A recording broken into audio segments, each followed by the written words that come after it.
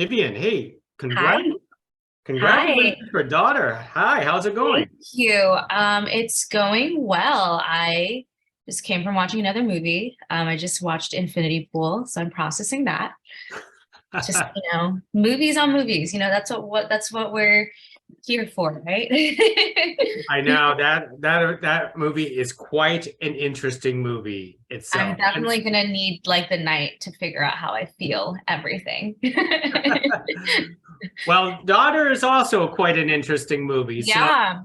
let's Mhm. ask that obligatory question. What initially attracted you to this project? Um, yeah, so I am one of the producers of the film as well. And you know, it really just started with me and Corey, our director, wanting to, you know, make something on our terms and push beyond the boundaries that we felt we were limited to as a director, as an actor, as storytellers of color in terms of expectations of what we felt the industry would allow us to do. And so we wanted to go and make something um, with our friends, people that we were close to, give people opportunities to stretch themselves. I think the conversation started. We were having some beers, and Corey asked me, "What do you want to do as an actor?" And I just said, "I think I'm ready to stretch."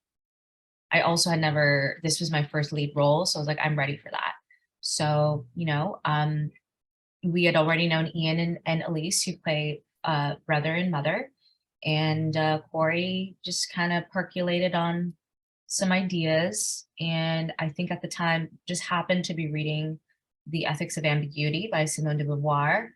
Um, and, her writings on freedom and systems of oppression. And he decided to kind of make this chamber piece allegory based on those archetypes of different people that exist in, these systems of oppression. And yeah, I mean, I've always been a fan of Corey's work. The very first script that Corey ever sent to me, I remember just saying, I'm just going to read like maybe 20 pages and then call it. And I sat and read the whole thing. And that was kind of the same thing with Daughter. I think myself and everybody that received the script, everybody was just like, oh, they knew Corey, but sitting there and just reading the script and just how he writes. I mean, yeah, so he wrote that in the summer of 2019, and I was pretty on board from the get-go. So, and then just to see the things that he kind of wrote in for us and allowed us to play and have fun in a very twisted way. Um, yeah, that's the long and short of it. Talking about stretching your acting chops, tell us about getting into the mindset of daughter sister. I mean, she goes through so many different emotions from submitting and behaving and then trying to escape. I mean, talk about that. Yeah. I mean, in terms of uh other work that I drew from personally, we had a lot of talk about Elizabeth Moss's performance and her character June in Handmaid's Tale. We referenced heavily Yorgos Lanthimos's work, specifically Dogtooth, and I watched quite a bit of his other films as well, specifically The Killing of a Sacred Deer. Corey wanted us to kind of watch that for our performance as well. And I mean, getting into the mindset of Daughter, I think it was one of those things for me is that I view myself as a pretty independent thinker. And, I remember when I first read it, I was like, oh, she's so just going along with it. And logically being like, if I was in that scenario, I'd just be rebellious the whole time. But if you think about it, she's very smart and intelligent and really takes her time to observe um, from the vantage point of survival.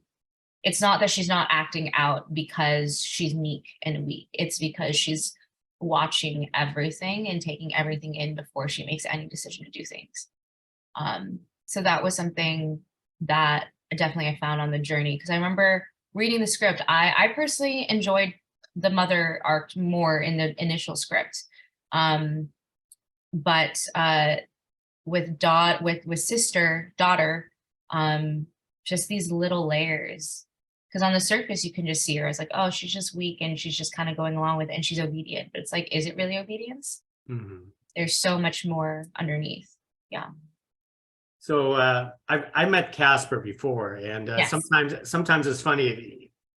I can't tell whether he's jokingly or he's just naturally intimidating. But how was he on the set? That's so funny that you say that he was intimidating, because to me, he's just kind of a dad. He's a goofball. He's very silly, very friendly, very much a collaborator. Just was so excited to work on the film and do something a little different. So for me, the intimidation only really happened during the scene work.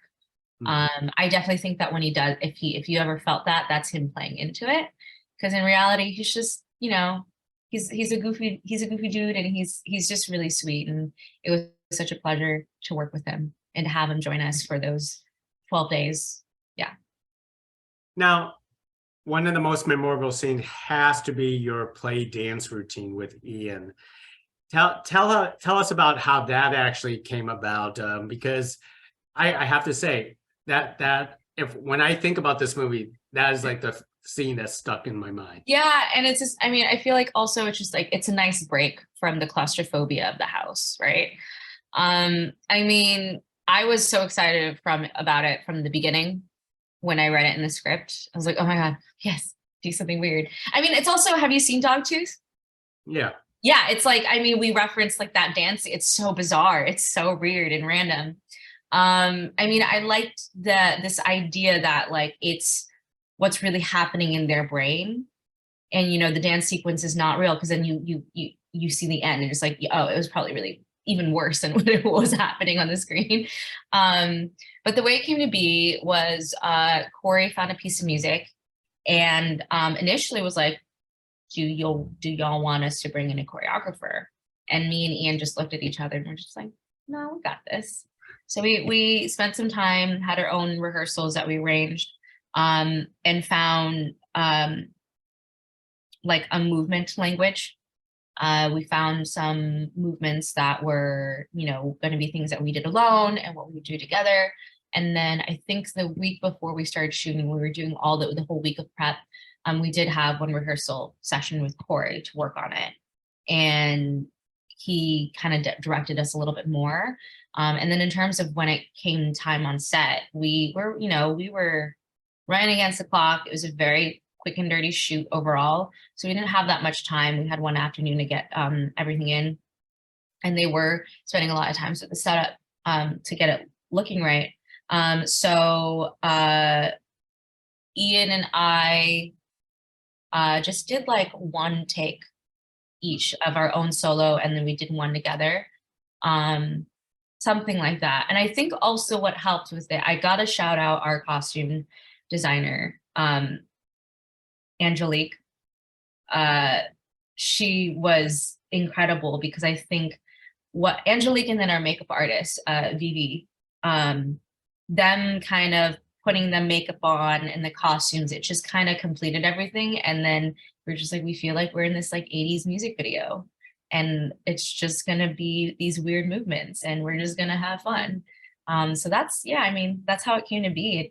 It was just us throwing random things on the wall, and it worked. They made it into, I'm sure it was comical. I think everybody was cracking up watching it. And then they made magic out of it, and I hope everybody laughs. That in between of cringing and laughing, that's what I hope for. That's what the type of art that we want to see in films anyways, just like Yes. Daughter or Infinity Pool, we want those Make people uncomfortable. That's all I want to do, Most excellent. Well, Vivien, hey, thank you very much for speaking to us about Daughter.